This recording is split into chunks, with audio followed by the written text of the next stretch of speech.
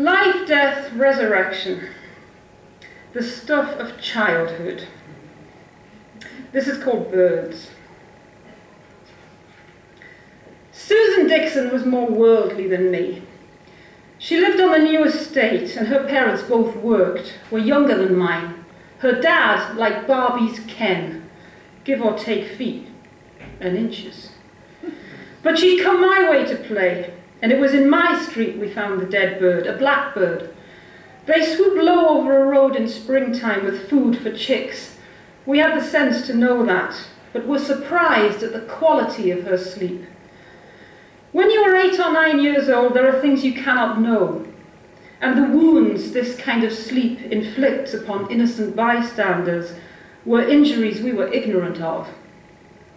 At that time in my life, I had a great interest in the ancient Egyptians. I could have interred a pharaoh with accurate funeral rites, in translation. Though I never had engineering skills, I'd have needed help constructing a pyramid. So we put the bird in a shoebox, intoned some variation of the Christian burial eulogy over her remains. My garden was lawn and privet hedge with roses thorned on trellis work along the edges.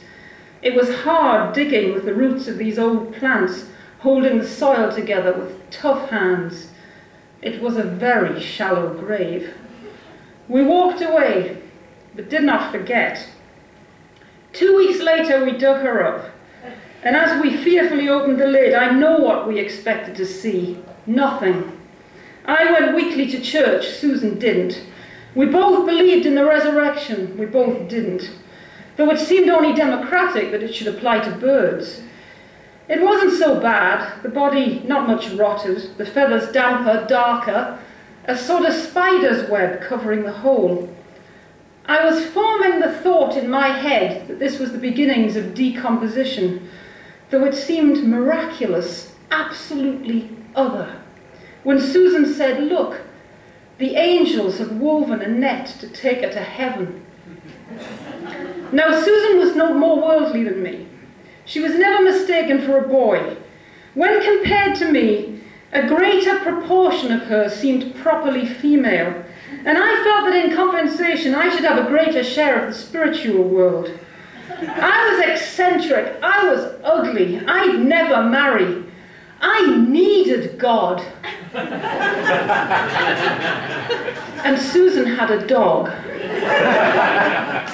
Yet here she was, effortlessly assuring the blackbird of her right to heaven, while I put her equally effortlessly in the ground.